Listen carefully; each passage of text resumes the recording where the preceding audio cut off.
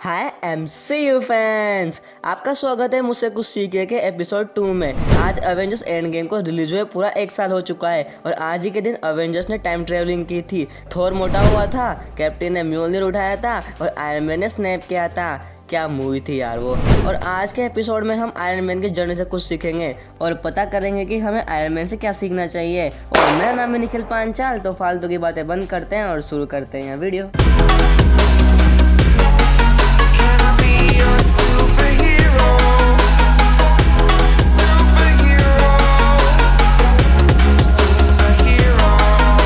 Tony Stark को सबसे पहले हमने आयरन मैन मूवी में देखा, जहां वह स्टार्क इंडस्ट्रीज का मालिक है। वो काफ़ी इंटेलिजेंट है और अय्यास है, लेकिन 10 रिंग्स के हमले के बाद वो ऐसी जगह फंस जाता है जहां उसे निकलने के लिए 10 रिंग्स के लिए हथियार बनाने पड़ेंगे।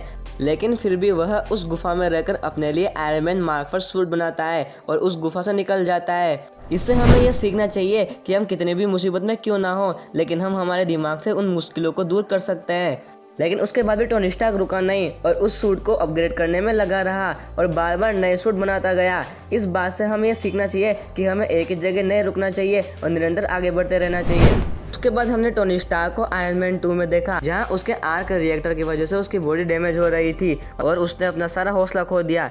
लेकिन फिर बाद में उसने उस प्रॉब्लम का सोल्यूशन भी निकाल लिया और एक नया आर्क रिएक्टर बनाया जिससे उसकी बॉडी डैमेज ना हो। इस बात से हमें सीखना चाहिए कि हमें कितनी भी मुसीबत क्यों ना हो, लेकिन हमें अपना हौसला नहीं खोना चाहिए और उसका हल निकालना चाहिए।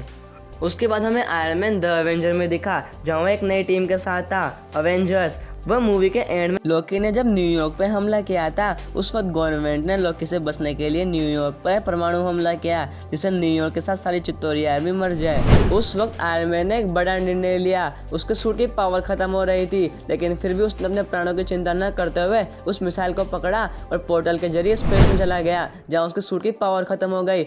लेकिन ब्लैक विडो के पोर्टल बंद करने से पहले ही वो उसके अंदर आ गया और बच गया। यह बात हमें बताती है कि अपनों को बचाने के लिए हमें अगर सभी खतरों से खेलना भी पड़े तो हमें सभी खतरों से खेलना चाहिए। उसके बाद हमने आयरन मैन को आयरन मैन 3 में देखा, जहाँ वो बड़ी मुश्किलों से लड़ता है और जीत जाता है। लेकिन उसके बाद एज ऑफ अल्ट्रॉन में उसकी एक गलती के कारण अल्ट्रॉन बन जाता है, लेकिन फिर भी अपने दिमाग से विजन को जिंदा कर अपनी तरफ करता है। जब हल्क आतंक मचा रहा था, तब आयरन मैन ने उससे लड़ने के लिए आयरन बस्टर सूट बना रखा था।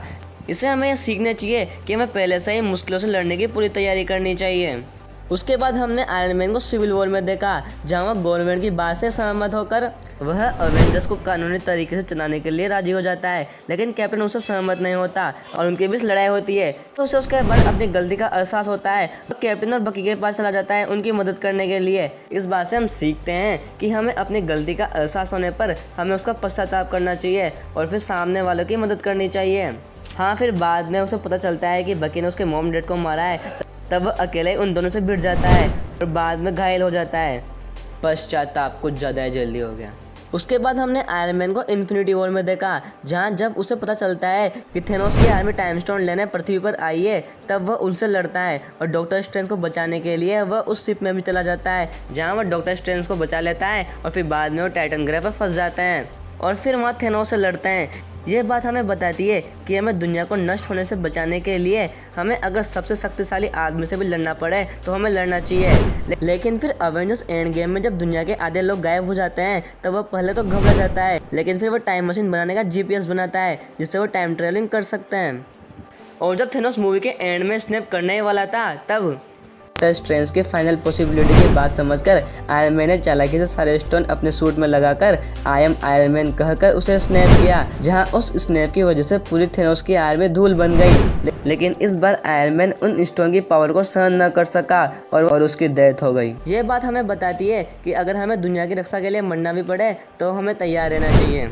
आयरन मैन की जर्नी में वो हमेशा मुसीबतों से लड़कर एक नया हल निकाल लेता है और ये बात उसे एक सुपर हीरो बनाती है। इसलिए मैं आपसे कहूँगा कि हमें मुश्किलों से लड़ना चाहिए, जीत अपने आप ही मिल जाती है।